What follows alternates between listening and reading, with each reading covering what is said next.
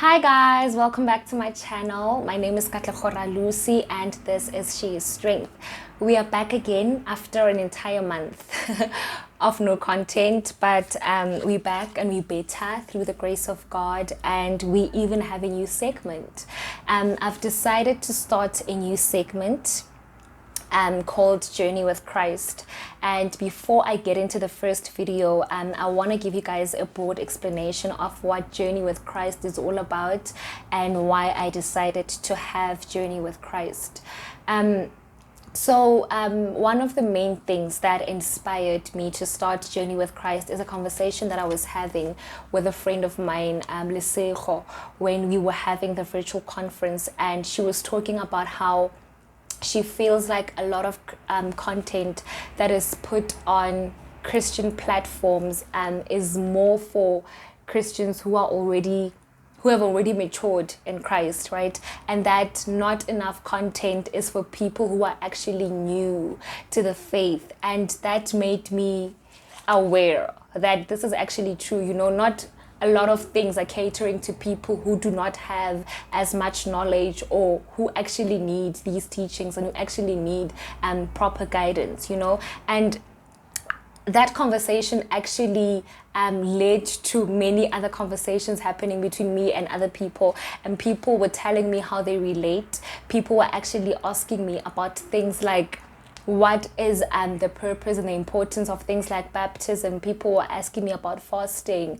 People were asking me about things like being saved. You know, people don't really have much knowledge when it comes to these things. And I was telling somebody that it's crazy how a lot of people who are asking me these things are people you know, and this is actually very sad, because it made me aware that somewhere down the line teachings have been lost. Somewhere down the line things are now done just to follow protocol and not to instill proper knowledge. You know, teachings have been lost. And if these questions are being asked by people who are within the church, what more about people basaying at all, you know? So that really just motivated me, and the Holy Spirit just kept leading me to just do something about this, you know. And because of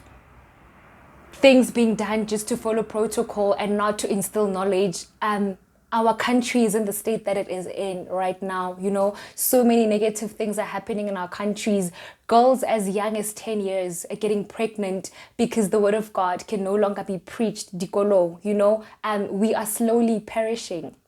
The word of God says that my people perish because of a lack of knowledge, and we are literally seeing that in this day and age, you know. So with this segment, I'm really just saying, let us go back to the foundation. Let us go back to the cross. Let us reconnect with God. Let us remind ourselves of who we are. Let us remind ourselves of our place in Christ, you know. So this is not to motivate, this is not to entertain, but this is just to teach. This is just us sharpening each other's lives, and this is just us bringing back the teachings that have been lost somewhere along the line. We won't just sit back and watch each other perish. We won't just sit back and watch our country go deeper and deeper into a state of negativity because of a lack of knowledge, you know. So with this, I'm just saying, let's just bring back teachings that have been lost, and let us reclaim our place in Christ, and let us just remember who Christ is and who Christ says we are, you know. So let's get right into it.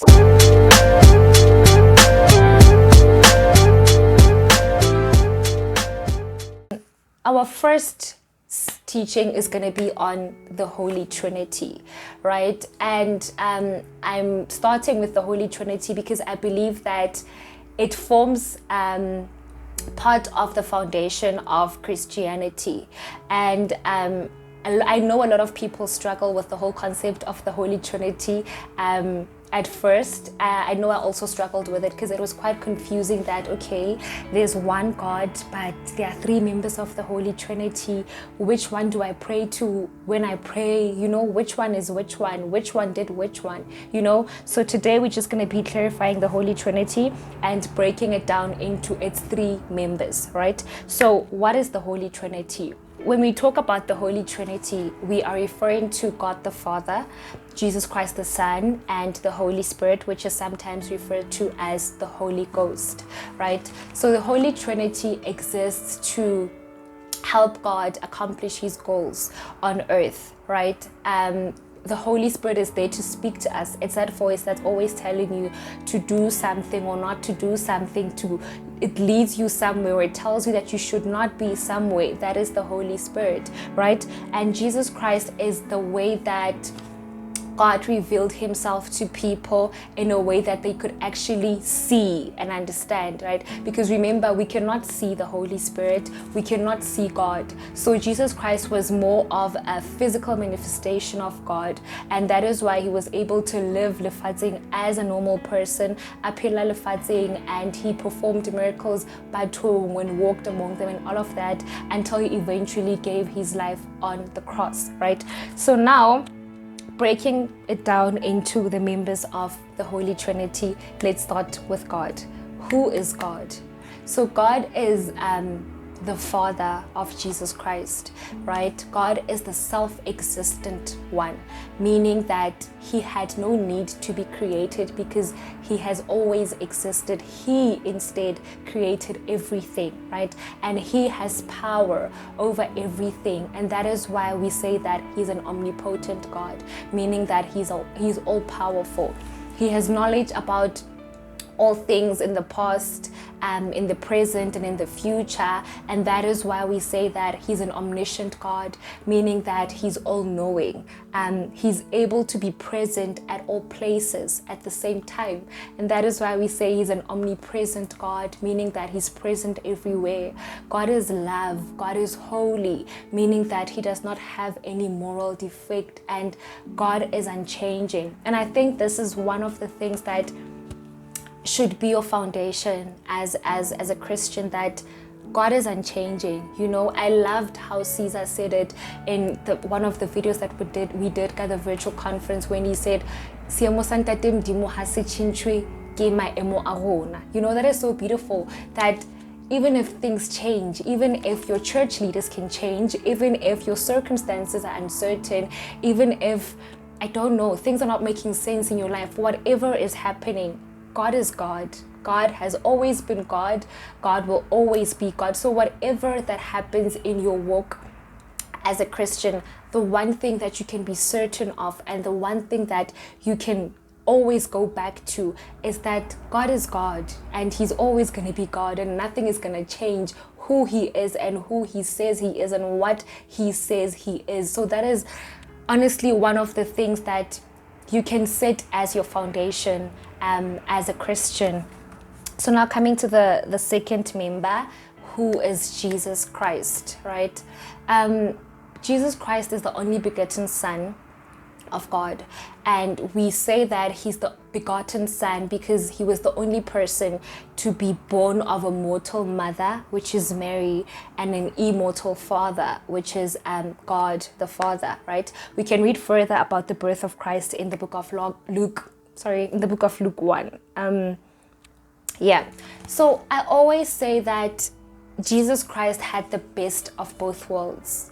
And I say this because from his Father, he inherited the divine power to perform miracles. And he proves this in the book of John 10, verses 17 to 18, when he tells us about the ability that he has to lay down his life and to take it back up again. You know, we know that with us normal people, that is not possible. With us, if you die, you die, and we bury you, and life moves on. There's nothing we can do about that. But with him, he had the ability to lay down his own life and to take it back up again. So that just shows us that the divine power that he inherited from God, his Father.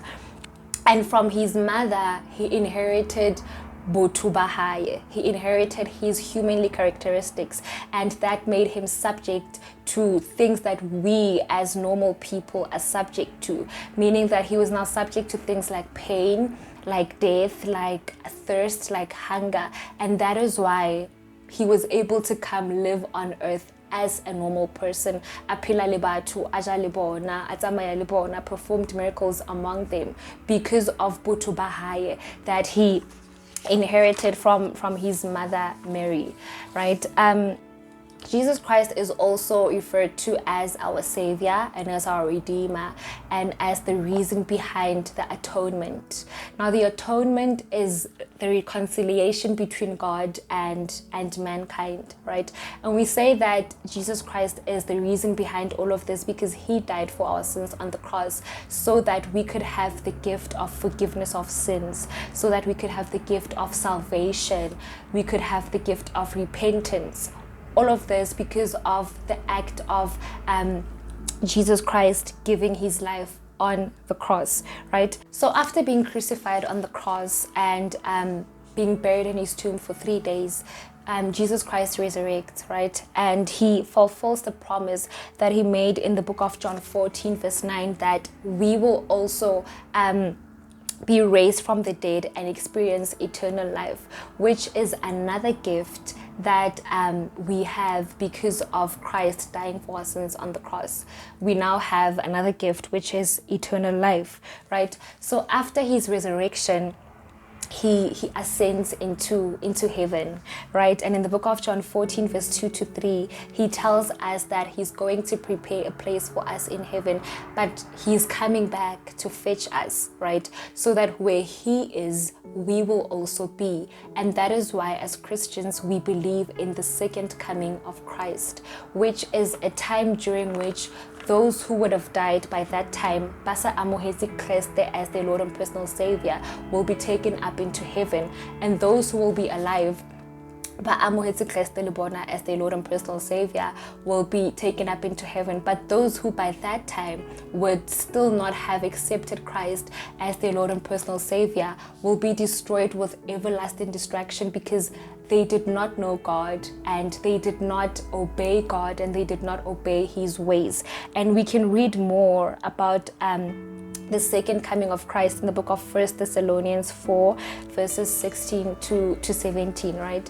So the second coming of Christ for me is another reason why it's so important for us to give our lives to Christ, to accept Christ as our Lord and personal Savior and be saved. Because like the Bible says, we don't know the day or the hour where Christ might decide to come back and fetch his church, which is us, his people, you know. So it's very important to live for Christ.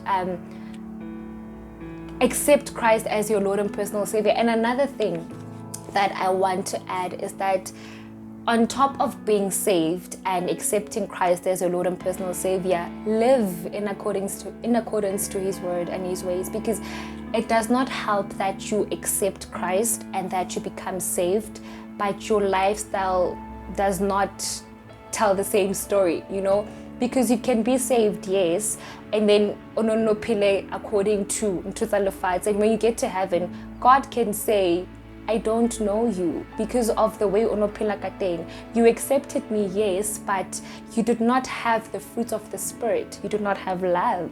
You were a person who's just full of hatred and jealousy.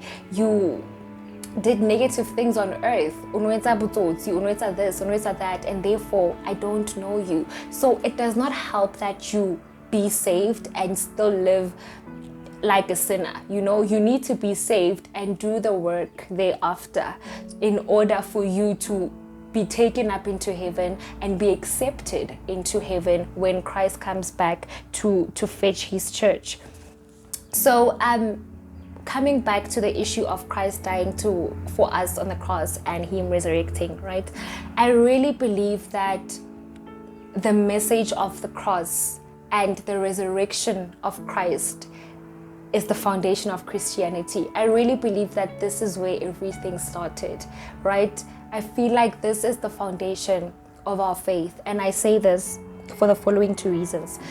Because because of the act that Christ did of dying for our sins on the cross, right? Like I said before, we have the gift of forgiveness of sins, the gift of repentance, the gift of salvation, the gift of eternal life and abundance. And most importantly, we have direct access to God. This for me is where it's at. This for me is the foundation of what it means to be a Christian, because I want to go deeper into the issue of having direct access to God. So before Christ gave his life on the cross, people worshipped in tabernacles, right? And the tabernacles, also called temples, were structured in the following way. There was an outer place, right? And that is where normal people could sit and worship and praise and pray and do all of that. And then there was a inner place, which was referred to as the holy place. Only priests could access that place, right? And then there was an innermost place referred to as the Holy of Holies, right? In that place housed the Ark of Covenant, right? And that place was separated from the holy place by a thick veil, a thick embroidered veil. Lesela thing was a veil that could not just tear up easily, right? It was a very strong material, right? So in the Holy of Holies, only one priest, one chosen priest could access that place, right? And Liteng, he could only go in there once a year on the annual Day of Atonement, right?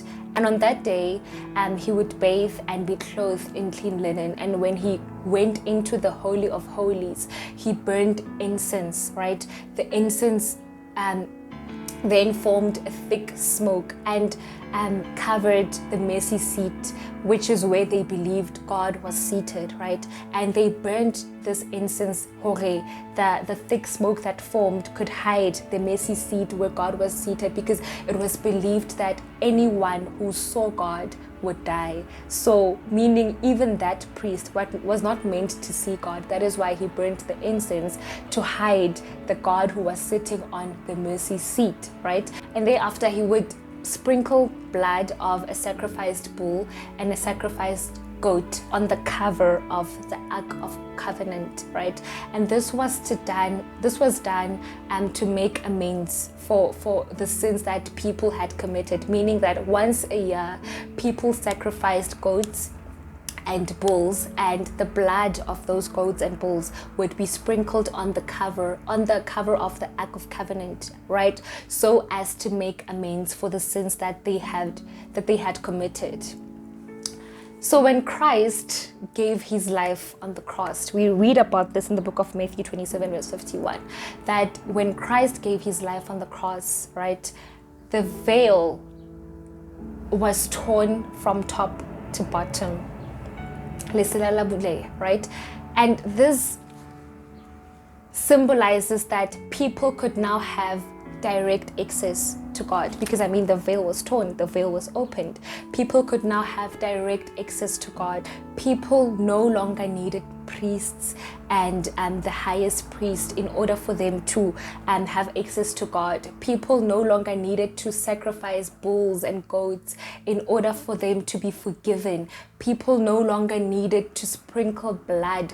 People no longer needed to consult in order for them to know what God wants them to know, in order for them to people now had direct access. This for me is the foundation of what living for Christ and what Christianity is, because I feel like if you fully grasp what the message of the cross means, it's impossible for you to continue believing in other things. It's impossible for you to continue sacrificing things. It's impossible for you to continue believing that in order for you to hear what God wants you to hear, or in order for you to have access to God, you need to go consult Hobatu. When Christ gave his life on the cross, he eradicated all of that. We have direct access to God. And I love the fact that it emphasizes that the veil was torn from top to bottom. It was torn all the way from top to bottom, meaning that Everyone has direct access to God, not only those who live righteous lives, not only those who basayetsing deep. Everyone, even the worst of sinners, have direct access to God. Wherever you are, whenever, however, you can just pray at that moment and have direct access to God. You don't need to perform weird rituals. You don't need to sacrifice animals. You don't need to burn stuff. Listen, you don't need any of that. When Christ gave his life, the veil was torn and all of those things were eradicated. None of that is needed. You have direct access to God. We have been given authority. The thing that was standing in our way of having direct access to God is now taken away. We have been given authority to have access to God. So there really is no need for us to continue to practice things that Christ eradicated. There really is no need for us to continue believing in things that Christ eradicated, So that is the foundation of what being a Christian means. Another thing, because of his crucifixion, we have eternal life and we have the power of Christ living inside of us. And this is proven in the book of Galatians 2 verse 20. I'm reading from the Amplified version. It says, I have been crucified with Christ. That is, in him I have shared his crucifixion. It is no longer I who live, but Christ lives in me. The life I now live in the body, I live by faith, by adhering to, relying on, and completely trusting in the Son of God who loved me and gave himself up for me. This, for me, sums it all up. Christ died and eradicated everything. We have been given direct access to God and we now have Christ living inside of us. What more do we need? What more are we asking for? We have all that we need. We have Christ, we have God, we have direct access to God. We are good. We don't need to burn things. We don't need to sacrifice things. We don't need any of that. And once you grasp that, once you grasp the message of the cross, really, honestly, I feel like then you're on the right track, because that for me should be the foundation. Because once you understand that, then nobody is just going to come to you and tell you whatever. Nobody's going to come to you and tell you that they see stuff about you, or that you need to do this and this and this, or that in order for you to get something, a job or whatever, you need to perform certain things. Nobody's going to tell you that, because you understand the message of the cross.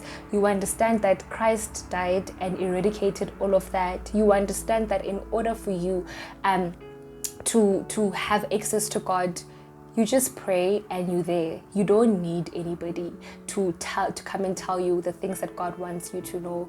You don't need to consult homoto. So honestly, that should be your foundation as a Christian, and once you understand that, you're on the right track. So coming to the third member of the Holy Trinity, the Holy Spirit. I don't know if I'm right by saying this, but the Holy Spirit is my favorite member of the Holy Trinity. So who is the Holy Spirit, right? When Christ ascends into heaven, as he ascends, he assures us that he's not leaving us as orphans, but that he's leaving us with the Holy Spirit, right? And in the book of John 14 verse 26, he says, but the Helper, Comforter, Advocate, Intercessor, Counselor, Strengthener, stand by, the Holy Spirit, whom the Father will send in my name, in my place, to represent me and act on my behalf. He will teach you all things, and he will help you remember everything that I have told you. So this basically tells us that the Holy Spirit is Christ's representative. He's there to teach us, to counsel us, to strengthen us, to remind us of what Christ has taught us, and he's basically there to guide us throughout our lives, right? I was watching a sermon near Dr. Creflo Dollar, and he was referring to the Holy Spirit as our unseen partner. And he was talking about how Christianity is not a religion, but it is rather a personal relationship with the Holy Spirit. And I don't think I've come across a better explanation of who the Holy Spirit is and of who the Holy Spirit should be in our lives. The Holy Spirit should be your partner, meaning that there needs to be constant dialogue between you and the Holy Spirit. And please take note that I'm saying dialogue, because this needs to be a two-way thing. I think this is the mistake that a lot of people make, that we come into this Christianity thing with a to-do list. We want to tell God and the Holy Spirit that, listen, please do this for me. I need to see these results. I need this, I need that, I need that. But honestly, we need to make time to be still also. You need to make time to be still and listen to what the Holy Spirit is telling you to do. Listen to what the Holy Spirit is leading you to. And we need to be sensitive to the Holy Spirit's movement. And the Holy Spirit's voice is not loud. It's very soft. And that is why it's so important for you to be still and listen. You need to be still. You need to be sensitive to the Holy Spirit's movements. You need to train yourself to listen to what the Holy Spirit is saying and to respond accordingly. In order for us to be able to do the things that we've been called to do, and in order for us to live lives that God wants us to live, we need to be led by the Holy Spirit, and we need to have the Holy Spirit residing inside of us. Jesus Christ himself could only perform miracles after he was baptized and filled with the Holy Spirit. And the disciples in the book of Acts could only perform miracles after they had tarried in Jerusalem and the Holy Spirit came upon them. So this just goes to show that in order for great things to happen, in order for miracles to happen, the Holy Spirit needs to be the leader. The Holy Spirit needs to be in the forefront. So even with us, whatever it is that you want to do, whatever it is that you're venturing into, even if you just want to start living for Christ fully, you can't do it on your own. You need to spend time in prayer. You need to ask the Holy Spirit to lead you. You need to be led. One thing that I think Christians need to understand, and you need to understand before you even start this walk, is that we were not made to lead ourselves, and we do not lead ourselves, and that is not how it was intended to be. We are led by the Holy Spirit.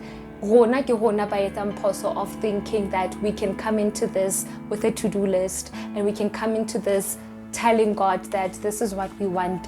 We want to lead the Holy Spirit that is meant to lead us, and that is the mistake that we make. And I think a lot of people can attest to the fact that if they were leading themselves, then things wouldn't be cute. I, for one, can attest to the fact that if I was leading myself, things wouldn't be cute. This channel would not even exist. I would definitely not have the confidence that I have to talk about the things of God in front of people, to talk about the Word of God, to even attempt to teach people about the things of God. But because of the Holy Spirit, as young people, we go through so many things that can easily tear us apart. We go through so many things that can easily destroy us, that can make us question God, that can make us doubt God, that can lead us to anxiety, depression, all these mental health issues that can even lead us to taking our own lives. But because of the Holy Spirit,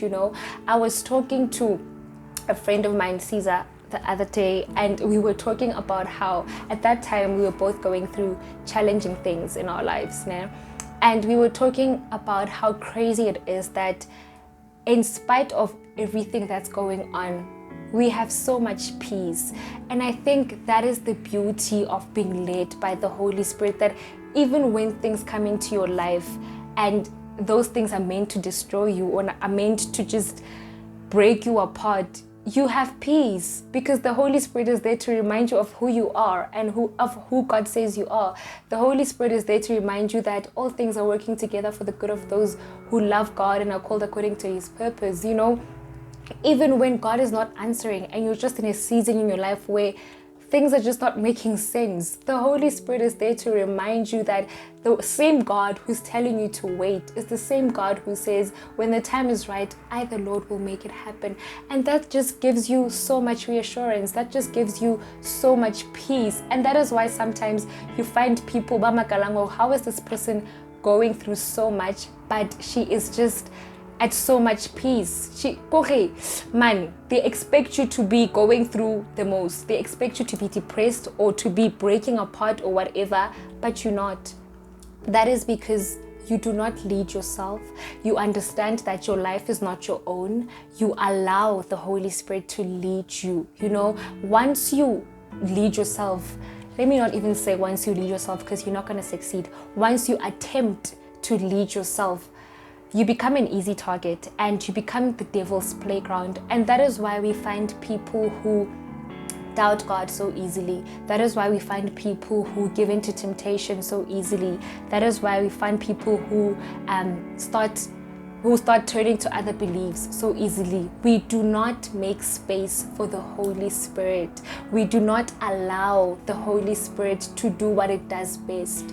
We want to be in the forefront. We do not step back and give the Holy Spirit space and time to work in us and through us. And when you try to lead yourself, you're definitely going to fail. Because living for God, I always say this, serving God and living for God is not easy. It's not always cute. It's not always convenient, because this literally means you need to die to your flesh. This literally means you need to let go of things that in your past life you were used to doing, and now you need to live for Christ fully. This means that you need to praise and worship even when God's answer is wait or no or not now. You need to trust Him even when things are not making sense. But that is why we have the Holy Spirit. Sometimes things are so deep that you can't even pray, or you don't even feel like praying. But the Holy Spirit is there to intercede on our behalf. The Holy Spirit is there to remind us of scripture when we're going through the most. Because honestly, when you are going through the most, the torn veil is not the first thing that's going to come to your mind. The fact that God is working it out and all things are coming together for your good and all of that, that's not the first thing that's going to come to your mind. You are going to get depressed. You are going to question some things. You are going to doubt at some point. But that is the beauty of having the Holy Spirit, that when such things happen, you are reminded of the torn veil. You are reminded that you have abundance because of what Christ did on the cross. You are reminded that all things are working together for your good. You are reminded that you are the head and you're not the tail. You're in front and you're not at the back. And this just picks you up, man. This just gives you reassurance and peace, The Holy Spirit is there to strengthen us, and the Holy Spirit is there to cancel us when we feel like giving up. And that is why we don't turn to other beliefs. We don't start now doing weird things, because the Holy Spirit cancela, and it reminds us of who God is. It reminds us of our place in Christ. It reminds us of who God says we are. When Christ left us with the Holy Spirit, He was not making a mistake. He did this because He knew that when something happens, there's a certain way that we as people are going to react. You're going to doubt when you don't see results. You're going to start questioning when you don't see results. You're going to start feeling somehow, But God left us with the Holy Spirit. But that we're gonna start questioning, we're gonna start doubting, we're gonna start turning to other things. And that is why He left us with the Holy Spirit. And in the book of Acts 1 verse 8, it says, "But you will receive power and ability when the Holy Spirit comes upon you, and you will be my witnesses to tell people about me, both in Jerusalem and in all Judea and Samaria, and even to the ends of this earth." This just gives us assurance that once the Holy Spirit fills us, and once we make room and make space for the Holy Spirit, we will receive power and ability, meaning that we will be able to do all the things that we've been called to do, we'll be able to live lives the way God intended for us to live them, you know. And I love the part where he says, you will be my witnesses. This just goes to show that in everything, in every season that we're in, if you allow the Holy Spirit to work, and if you make room for the Holy Spirit, even those seasons in your life that are just seasons of waiting or just seasons of silencing, God is using that. I think as a Christian, once you start having that perspective, you are going to start embracing even your downfalls, because you understand that God is using you as a Christian, as a living testimony. God is going to use this story to make another person believe. You know, sometimes, because I believe that one of our purposes as Christian is to recruit people, right, into the kingdom of God and to make disciples, right? But what we need to understand is that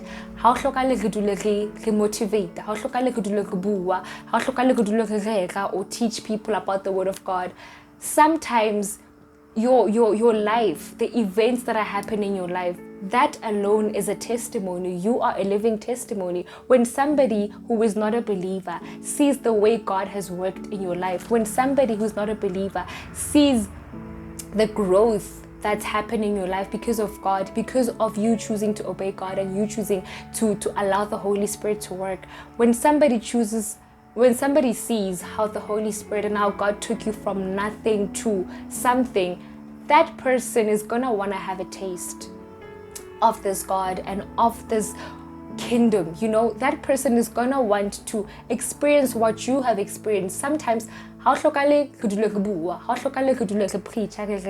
sometimes allow your story to motivate, allow how far you've come with God, motivate people, allow that to be the reason why God uses your story to make an unbeliever actually convert and turn into a believer, right? So you might be sitting there and maybe you are newly converted, we're new to this faith thing, and you're saying, okay, Katlego, we hear you, we need to make room for the Holy Spirit and all of that.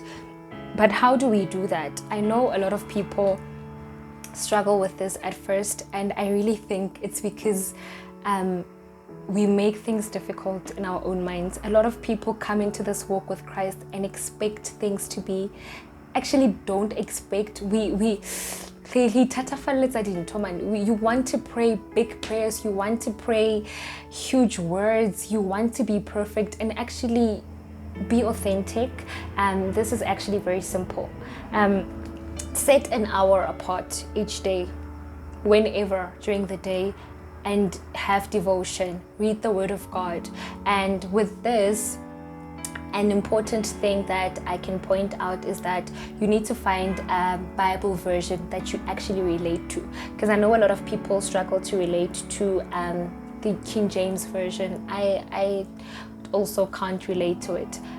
What I can relate to and what I can understand is the New International Version and the Amplified Version, especially the Amplified Version, because it literally breaks things down in brackets, so you are able to have a clear understanding of what is being said. For example, the scripture that I read in the book of John 14 verse 26, where we talk about the Holy Spirit, other Bibles, other versions just say, but the Helper, the Holy Spirit.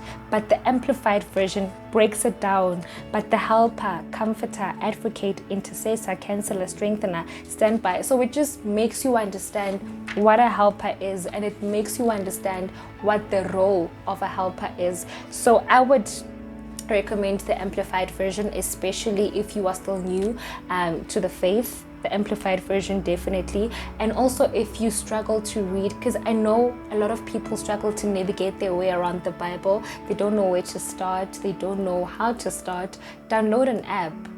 I used an app and I still do, because it has devotional plans that has many topics. It is topics on careers, it is topics on leadership, on finances, on friendships, relationships, love, happiness, all of that. So download that and you'll just see which devotional plan e o sebeletsang at that time, depending on what you're going through or what you feel like bophelong ba hao during that time, right? Secondly, watch sermons and watch videos on Christian platforms.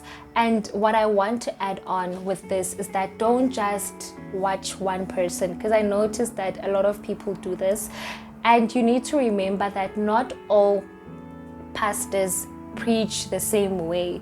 Hona le baruti ba rutang, hona le ba motivatang, hona le ba, like there are different people who do different things, you know. For motivation, I recommend Bishop T.D. Jakes and Sarah Jakes. That's great if you need motivation. For teachings, I was recently introduced to Dr. Creflo Dollar, and I'm grateful because he's such a teacher of the word. For teachings, there's people like Creflo Dollar. There are pastors like Pastor Mike Todd who like focusing on things that young people go through that. So it's very important also to find a pastor who you can actually relate to, you know, because there's no point always watching somebody who's always addressing old people when you are a 23-year-old and you cannot relate to those things, you know. So watch Bodise Mwentabo Mike Todd because he mainly focuses on issues that young people go through. So just browse through social media and find people that you can actually relate to and focus on that. Listen to podcasts. There are people like Bo Mpumile Dwaba. There are so many people who talk about so many different things that affect us as Christian women. So just don't focus on one person. Just ithute batho ba bangata. Listen to many sermons tsa batho ba bangata, listen to podcasts on Spotify, and thirdly, don't ignore the voice that's telling you to do something or that's telling you to stop doing something, because that's not your gut. That is the Holy Spirit leading you. The Holy Spirit is meant to lead us. That is the Holy Spirit leading you. A lot of us make the mistake of ignoring what the Holy Spirit is telling us to do, especially in the early stages of our walks with Christ. I did this in the early stages of my walk with Christ, and you notice that when you ignore, the longer you ignore this voice, the longer you are allowing yourself to be stagnant, the longer you are standing in your growth spiritually, you know. So when the Holy Spirit leads you to do something, do it. When the Holy Spirit tells you to get yourself out of a certain situation, stop trying to justify. Stop trying to, stop trying to negotiate with the Holy Spirit. Listen to what the Holy Spirit is telling you to do. Be sensitive to what the Holy Spirit is telling you to do and respond accordingly to what the Holy Spirit is telling you to do. And lastly, go to God as you are. Be authentic. You know, I said this just now that a lot of people go into this and we want huge words. We want a simple, God, I want to live for you, but I'm struggling with sin. That is a prayer. A simple, God, I want to read your word, but I really can't relate to this Bible. Please just help me to interpret this thing properly. That's a prayer. A simple, God, I want to live for you, but this and this and this is standing in my way. Please come through for me. That is a prayer. A prayer does not have to take 5 minutes. A prayer does not have to take an hour. Just go to God the way you are. Another thing that works for me is journaling. And I know that this does not work for everyone. I know somebody who cannot journal, so she just records herself on her phone. That works. Just find what works for you and be authentic, man, with your walk in Christ. Don't do something just because you heard that somebody's doing it and it's working for that person. Chances are it's not going to work for you, you know. So just be authentic, go to God as you are, and as time goes by, the Holy Spirit is going to intercede on your behalf, and the Holy Spirit is going to lead you. And you know. So what I want you guys to take from this video is that, let's go back, is that because of the message of the cross, because of the veil being torn, right? As Christians, we have direct access to God. We don't need to do things that are not of God. We don't need to do things that God does not approve. We have direct access to God. We don't need third parties. We don't need rituals. We don't need to burn things. We don't need to sacrifice things. We have direct access to God. We have Christ living in us. We have the Holy Spirit there as our teacher, as our intercessor, as our comforter, as our counselor, you know. So let us make room for the Holy Spirit to work in us and through us. Let us not go into this walk with Christ wanting to lead ourselves. Let us take a step back and remember our place. We were not made to lead ourselves. We were made to be led by the Holy Spirit. And the longer you want to lead the Holy Spirit, which was meant to lead you, the longer you are going to remain stagnant, and the longer you are going to be the devil's playground. So just allow the Holy Spirit to lead you. Find what works for you, make room for the Holy Spirit, and just be led. So that is all on our first teaching of the Holy Trinity. I will see you guys next week. Thank you so much for your continued love and support. Please don't forget to like, to subscribe, and to continue spreading the word. I love you all so much. Bye.